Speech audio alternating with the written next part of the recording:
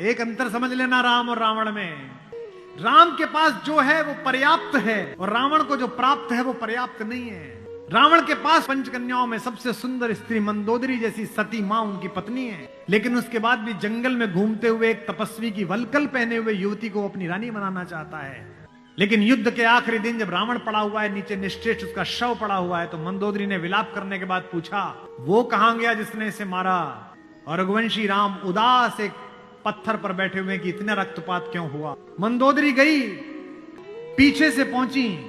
चिंताग्रस्त राम ने अचानक एक स्त्री की छाया देखी जो पैर के आसपास आ रही है।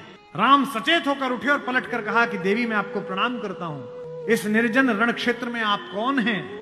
मंदोदरी ने कहा, हे राम, मैं रावण की दुर्भाग्यशाली पत्नी मंदोदरी हूं। राम ने कहा, मां मैं आपसे क्षमा चाहता हूं, लेकिन उसने अनीति की थी इसलिए मुझे उसको मारना पड़ा। मैं आपके इस शोक के लिए क्षमा चाहता हूं। मंदोदरी ने कहा, मैं देखने आई थी कि जिसने पूरी दुनिया पराजित कर दी, उस महापराक्रमी को हराया किसने? ऐसा उसमें क्या है जो मेरे पति में नहीं था? तो राम ने पूछा कि मां आपको पता चला क्या है? बोले, राम एक मेरा पति था जो मेरी जैसी सुदर्शना होते हुए भी तेरी पत्नी चाहता था। एक तू है कि पीठ पर से भी परस्त्री की छाया पड़ी है तो उठकर खड़ा हो गया है, ये उसमें तुझ में अंतर है।